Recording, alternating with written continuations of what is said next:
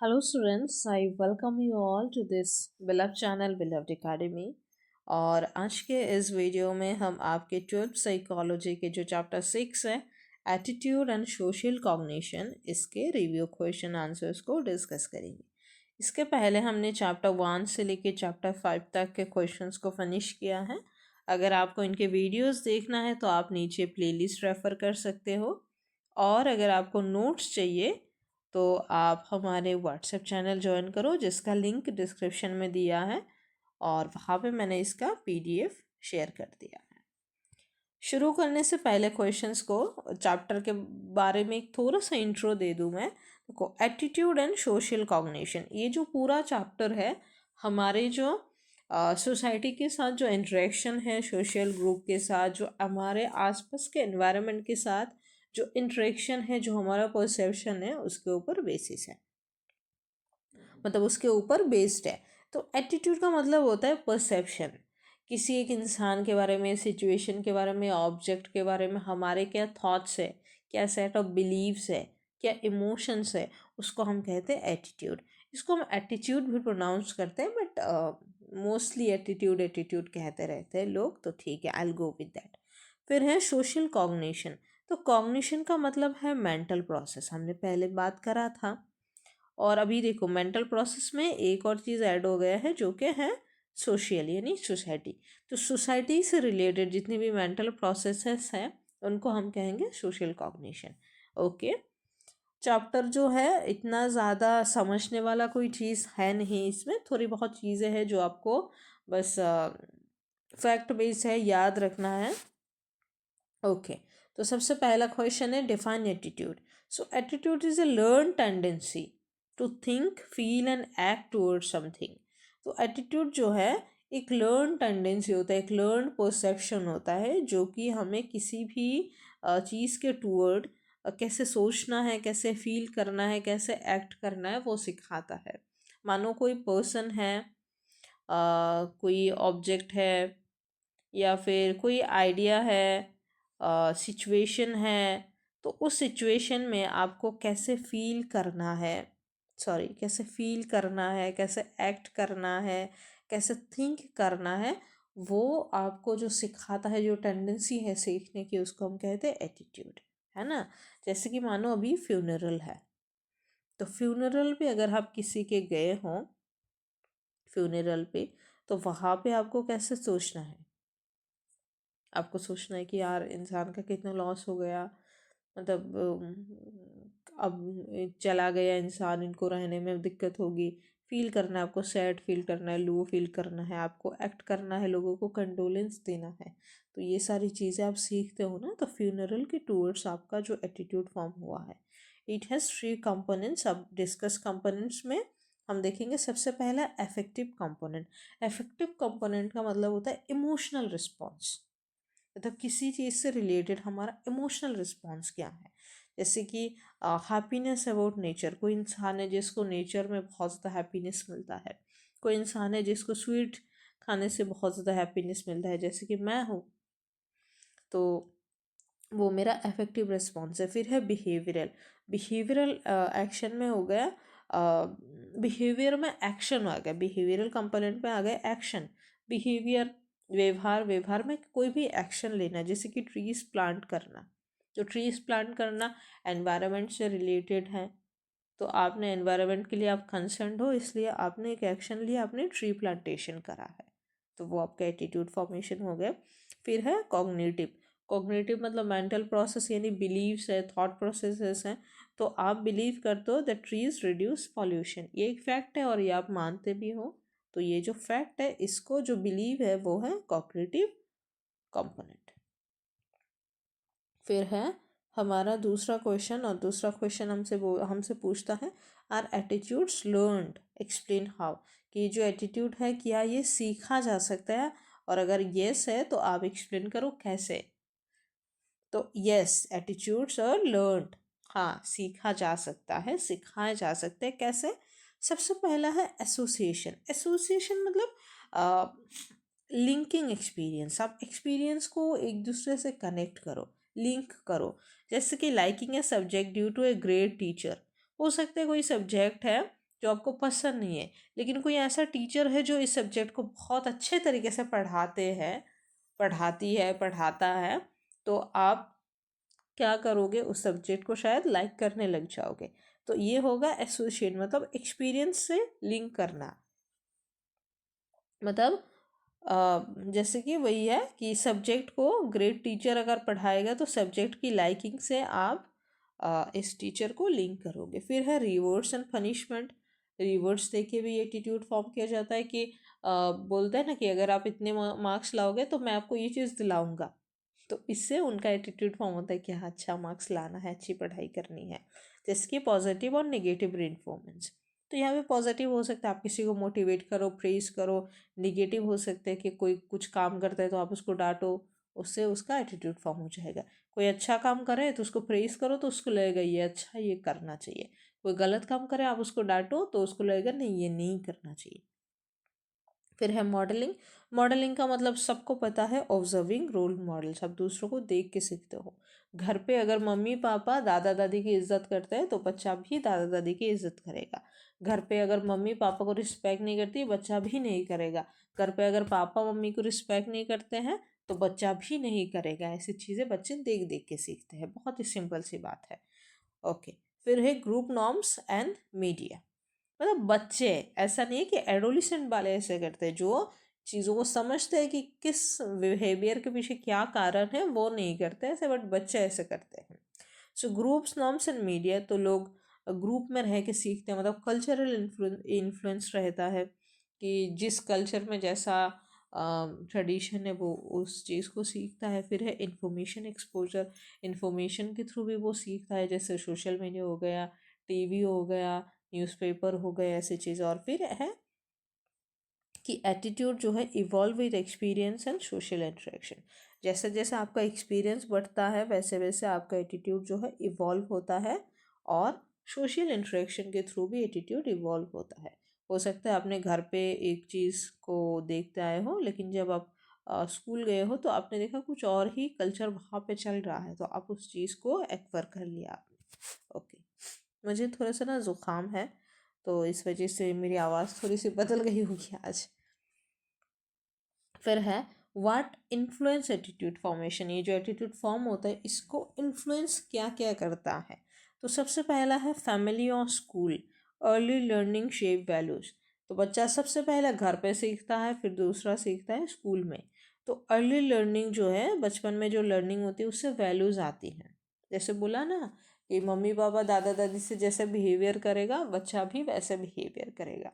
School में अगर teacher जो है सबसे प्यार से बात करती है तो बच्चा भी सीखेगा प्यार से बात करना, ऐसे है ना। फिर पीयर्स एंड सोसाइटी। पीयर्स मतलब वही आसपास के जो फ्रेंड सर्कल है, और सोसाइटी तो आपको पता ही है। फिर है पर्सनल एक्सपीरियंस। लोग अपने पर्सनल एक्सपीरियंस से भी सीखते हैं। और फिर है मीडिया एंड कल्चर। अब मीडिया वगैरह तो आप लोग को मेरे से ज़्यादा पता होगा। फिर चौथा प्रश्न है, is behaviour always a reflection of attitude. So not always, external factors can override attitude. तो बिहेवियर जो है ना वो हमेशा एटीट्यूड का रिफ्लेक्शन है क्या? बोला नहीं, हमेशा नहीं। जैसे एग्जाम्पल में एक पर्सन है जो एनवायरमेंटल कंजर्वेशन को बहुत ज़्यादा सपोर्ट करता है, but might still use plastic for convenience. लेकिन वो सब्जी लेने जाता है तो वो प्लास्टिक का बैग यूज़ करता है, क्योंकि उसके लिए वो कन्वीनियंट है दिल से, या फिर एज नॉर्मली वो एनवायरनमेंट को बहुत सपोर्ट करता है, एनवायरनमेंट कंजर्वेशन को, लेकिन फिर भी वो प्लास्टिक क्यों यूज़ करता है? क्योंकि वो उसके लिए कन्वीनियंट है। मानो वो जहाँ पे रहता है वहाँ पे वही चलता है। अब वो यूज़ नहीं करेगा तो सब्जी कैसे लाएगा घर, है ना। ओके। अब है schemas, importance of schemas in social cognition. तो सोशल कॉग्निशन हमने देखा है कि सोसाइटी के रिगार्डिंग हमारी जो मेंटल प्रोसेसेस है, जो थॉट प्रोसेस है, जो बिलीफ सिस्टम है, उसको हम कहते हैं सोशल कॉग्निशन। अब स्कीमास का क्या उसमें इम्पोर्टेंस है? तो स्कीमा जो है, स्कीमास होती है मेंटल फ्रेमवर्क्स, है ना। मतलब मेंटली हम किसी चीज़ को जब एक्वर्ड करते हैं ना, तब उसका क्या फ्रेमवर्क रहता है, या फिर उससे मतलब क्या क्या चीज़ें इन्फ्लुएंस होते हैं उसको हम कहते हैं स्कीमा। जैसे कि क्विक डिसीजन मेकिंग। सो अगर हमारे पास ये मेंटल फ्रेमवर्क रहेगा कि हम क्विकली डिसीजन ले सकते हैं, तब हमें helps process social information faster. तो इससे क्या होगा कि हमारी जो इंफॉर्मेशन को प्रोसेस करने की जो स्पीड होगी वो फास्ट होगी। एक इंसान जल्दी डिसीजन कैसे ले पाता है, ये चूज़ करना या फिर ये चूज़ करना, ये डिसाइड कर पाने का मतलब है कि इसमें जो भी अवेलेबल फैक्टर्स है, इसमें जो भी अवेलेबल फैक्टर्स हैं, इन चीज़ों को जल्दी ग्रास्प करना, जल्दी प्रोसेस करना, फिर जाके समझ लेगा कि हाँ ये सही है ये गलत है। ओके। फिर है influencing perception shapes how we view people और इवेंट्स। अभी इन्फ्लुएंसिंग परसेप्शन, परसेप्शन का मतलब है कि हम कैसे किसी चीज़ को देखते हैं, तो इसको भी शेप करता है। फिर है गाइडिंग बिहेवियर। तो अगर हमारे पास वो मेंटल फ्रेमवर्क रहेगा तो helps interact appropriately in different setting, हमारे बिहेवियर को वो गाइड करता है। And then example, a teacher schema makes us expect teacher to be knowledgeable. जैसे कि अगर हमारे पास ऐसा मेंटल फ्रेमवर्क हमने बनाया है टीचर के रिगार्डिंग कि टीचर जो है हमेशा ज्ञानी होना चाहिए, नॉलेजेबल होना चाहिए, तो हम उससे वही एक्सपेक्ट करेंगे कि वो हमेशा ज्ञान की बातें करे, उससे कोई गलती वलती ना हो ऐसे। ओके। तो इम्पोर्टेंस ऑफ सोशल कॉग्निशन, मतलब स्कीमाज इन सोशल कॉग्निशन में क्या क्या आता है कि अगर हमारे पास स्कीमा है, मेंटल फ्रेमवर्क एक है, तो ये हमारे डिसीजन मेकिंग में हेल्प करता है। इन्फ्लुएंस परसेप्शन, परसेप्शन को इन्फ्लुएंस करने में हेल्प करता है। बिहेवियर को गाइड करता है। ओके। छठा प्रश्न है difference between prejudice and stereotype. तो प्रीजुडिस का मतलब होता है, मतलब किसी भी मानो हार्म, मतलब किसी भी इवेंट के पीछे या फिर मतलब जैसे हार्म हो गया, बुली हो गए, ऐसी सारी चीज़ों के से जो एक नेगेटिव इफेक्ट पड़ता है ना, उसको हम कहते हैं प्रीजुडिस। जैसे कि ए negative attitude towards a group. मानो किसी भी हम मतलब कैसे उसको मैं समझाऊँ,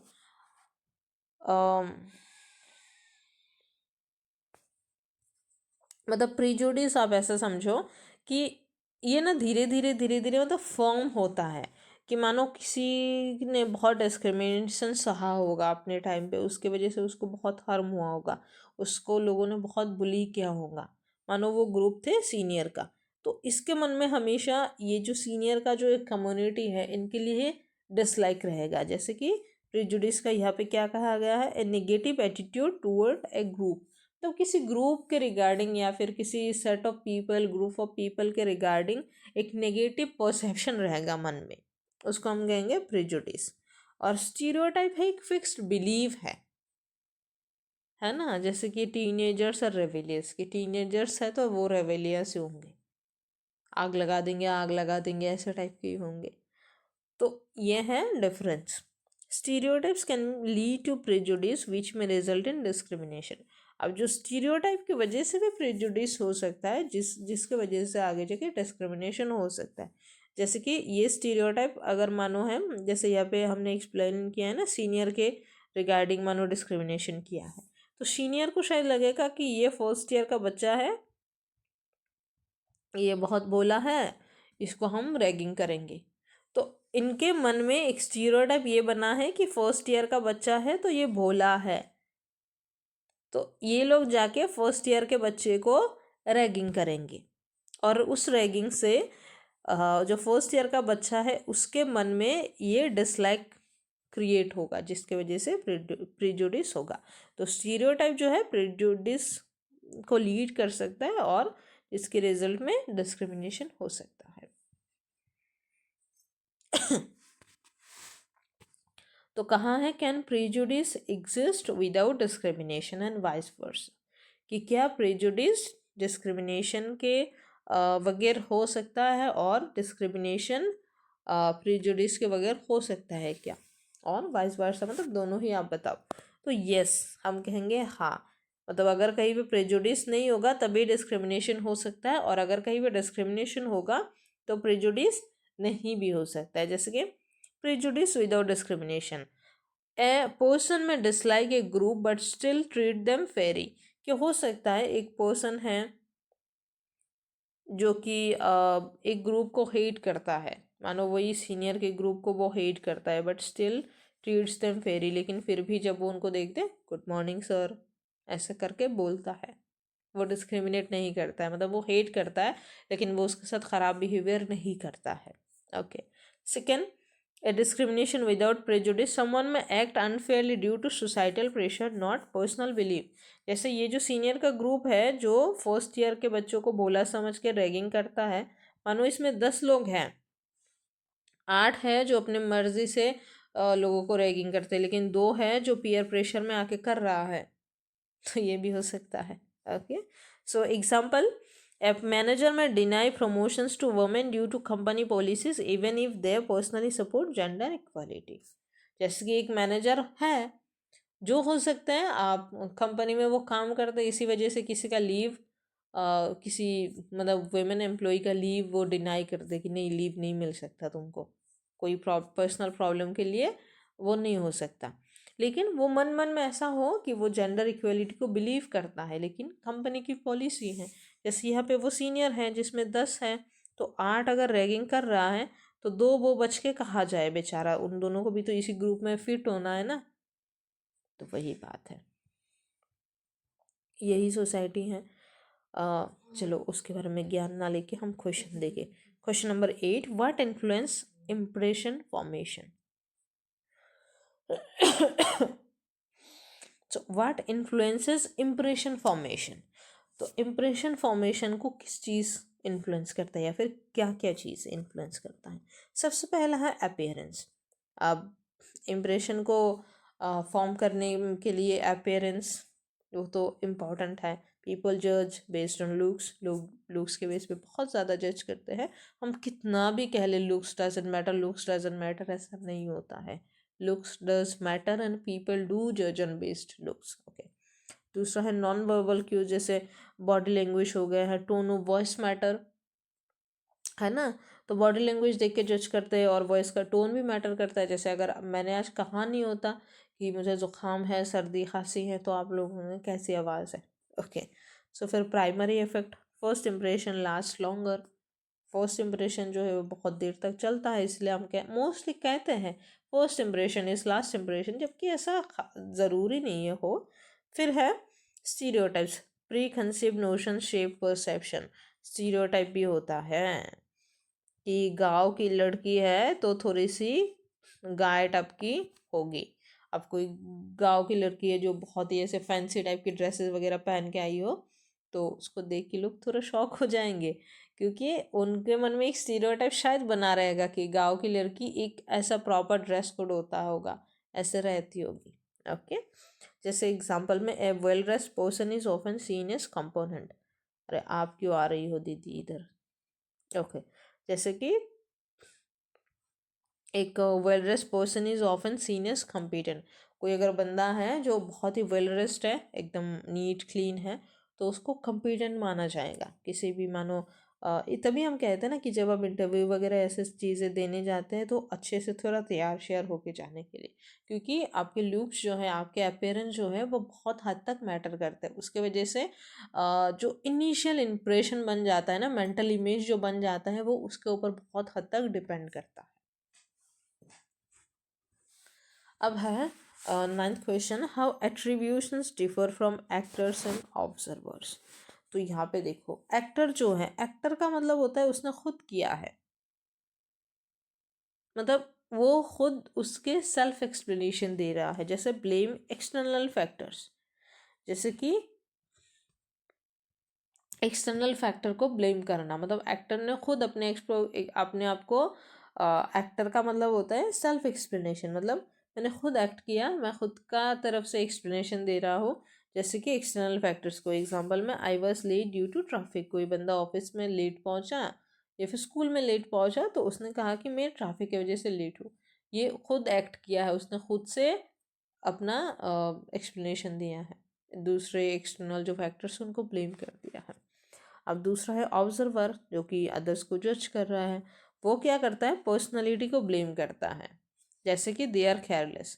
तो कोई बच्चा है जो कहाँ है कि मैं ट्रैफिक की वजह से लेट हो गया, लेकिन मैम सोच रही है कि ये तो केयरलेस है ही, सोचता ही नहीं है, इसको टाइम की कोई परवाह ही नहीं है, ये तो लेट ही होगा। Example, a student failing a test may blame tough questions while a teacher may blame lack of effort। जैसे इधर ही बताया गया है कि कोई बच्चा अगर एग्ज़ाम में फ़ेल हो जाता है तो बच्चे को लगता है कि क्वेश्चन बहुत टफ आए थे इसलिए मैं फ़ेल हो गए, लेकिन मैम को लगता होगा या फिर जो टीचर है उनको लगता होगा कि इसने पढ़ाई नहीं की होगी अच्छे से, इसने एफर्ट नहीं डाला होगा, पढ़ाई नहीं की होगी तभी ये फ़ेल हो गया।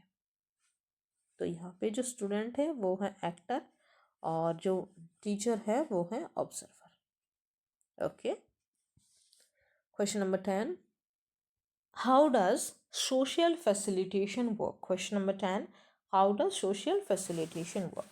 तो सोशल फैसिलिटेशन का मतलब है improve performance of task in the presence of others. लोगों के प्रेजेंस में किसी टास्क के परफॉर्मेंस में डिफरेंस आने को हम कहते हैं सोशल फैसिलिटेशन। मतलब सोसाइटी के प्रेजेंस से उस टास्क जो है वो फैसिलिटेट होता रहता है, कम ज़्यादा इम्प्रूवमेंट उसका, सॉरी परफॉर्मेंस उसका होता रहता है। जैसे कि an athlete performs better in front of A cheering crowd but A novice speaker में गेट नर्वस। तो एथलीट होता है वो अगर क्राउड चीयर कर रहा होता है, जब वो ग्राउंड में होता है तब वो अच्छा परफॉर्म करता है, लेकिन उधर ही अगर एक नोवाइस स्पीकर है, नोवाइस मतलब न्यू न्यू अगर कोई स्पीकर है, वो अगर इतने ज़्यादा क्राउड के सामने जाएगा अचानक से और क्राउड चीयर कर रही होगी तो हो सकता है वो नर्वस हो जाए। तो यहाँ पे क्या हुआ, ये जो सोशल फैसिलिटेशन है मतलब सोसाइटी के प्रेजेंस से, ये जो क्राउड है सोसाइटी है इसके प्रेजेंस से जो दो टास्क है वो फैसिलिटेट हो रहा है, एक ज़्यादा हो रहा है और एक घट रहा है परफॉर्मेंस। तो ऐसे सोशल फैसिलिटेशन काम करता है। फिर है what is pro social behaviour. So pro social behaviour है, it includes it includes voluntary actions to help others. ये वॉल्यूंटरी एक्शन है लोगों को मदद करने के लिए, ये है प्रो सोशल बिहेवियर। जैसे कि अल्ट्रुइज्म, अल्ट्रुइज्म का मतलब होता है helping without expecting anything in return. फिर है एम्पैथी, एम्पैथी मतलब अंडरस्टैंडिंग अदर्स इमोशन। फिर है social norms, society encourages helping behaviour. Example, donating blood और असिस्टिंग एन एल्डरली पर्सन। तो ये है pro social behaviour. Blood donate करना, किसी बूढ़े बुजुर्ग आदमी को रास्ते पार करने में मदद कर देना, ये सारे प्रो सोशल बिहेवियर है। ओके, फिर हमारा लास्ट क्वेश्चन होगा शायद एक, हाँ, how to change friends attitude toward junk food. अभी किसी दोस्त का जंक फूड की आदत कैसे छुड़ाएं। तो सबसे पहले तो उसको एसोसिएट करो हेल्दी ईटिंग से, फिटनेस से, मतलब उसको एसोसिएशन सिखाओ कि अगर आप हेल्दी ईट करोगे तब आप फिट रहोगे। फिर है rewards and punishment, praise healthy choices, highlight junk food risk. Junk food खाने से क्या रिस्क होता है वो समझाओ, और उसमें अगर कोई हेल्दी चॉइस बनाया है, हेल्दी ईट करने का, उसको प्रेस करो। फिर मॉडलिंग, ईट हेल्दी योरसेल्फ, आप खुद पहले हेल्दी खाओ ताकि आप उसको एक रोल मॉडल की तरह मतलब अपने आप को शो कर पाओ। फिर है इंफॉर्मेशन एक्सपोजर, शेयर आर्टिकल्स और न्यूट्रिशन, आप न्यूट्रिशन के बारे में सिखाओ, उसको अच्छी आदतों के बारे में सिखाओ। Example, explaining health risk will offering tasty nutrition alternatives, आप उसको हेल्थ रिस्क के बारे में बताओ और अल्टरनेटिव्स प्रोवाइड करो। तो यही सारी चीज़ें हैं बेसिक बेसिक